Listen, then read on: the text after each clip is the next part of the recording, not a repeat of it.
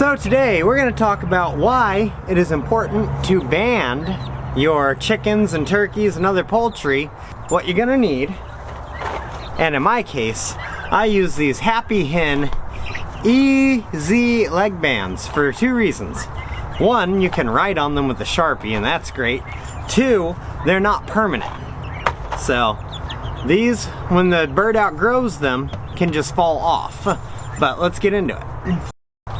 So step one is to get the right size band. I have small, medium, large, but you'll realize those don't fit everything. I also have color-coded zip ties I've used in the years previous. So, in this case, my chickens are all gonna take the small band because they're all small. And then I have some turkeys here. And these guys look like they're already ready for the large band. And these are all the same age. But let's go ahead and I'm going to show you how to put these bands on. But what's important is to make sure that the leg you're using is not injured. You know, a little dirty might be fine if it's not too snug. But you take these bands, you spread them as far as you can with one hand. You might have to start it a couple times, but you get it on this other side here. You press it together. There we go. And then you make sure that even with the claws together, that it can't fall off their leg. Now, like I said, it's great because you can write on these.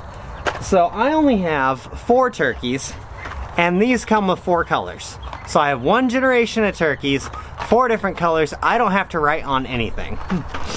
But with the chickens, I have small bands. I have 7 baby chicks that I'm going to want to identify. I have 3 breeds. I have black sex links, 3 of them. I have Jersey Giants, 3 of them. And I have white leghorn times 1.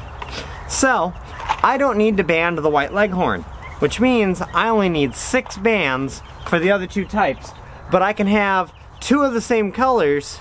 So I can use 3 band colors on these 2 groups and I won't get them confused. Smaller bands are harder. They kind of need 2 hands. But the chickens are smaller, so they're easier to manage. And again, you make sure he's got a nice leg to put it on. And you want to be as gentle as you can. It can be a little uncomfortable for them if you don't have a helper to spread it out. You snap it together, which can be hard sometimes, but you'll get there. And there we have it. Now,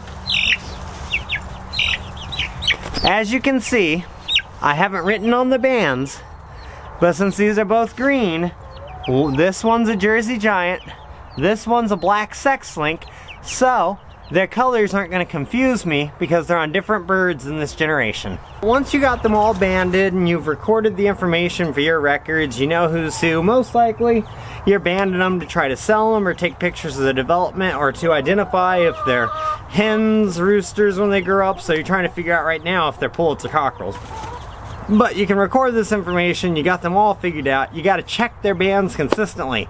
These bands will fall off as they get older and too big, but I'd like to beat them to it because I want to reuse these bands in the future.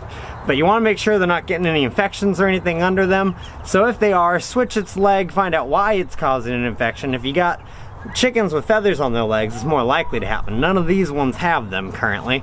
The turkeys are pretty easy.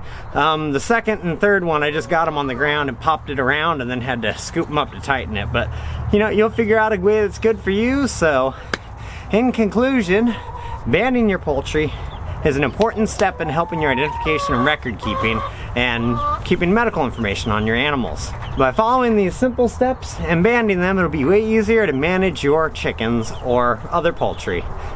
Thank you all for coming out. Keep the process simple.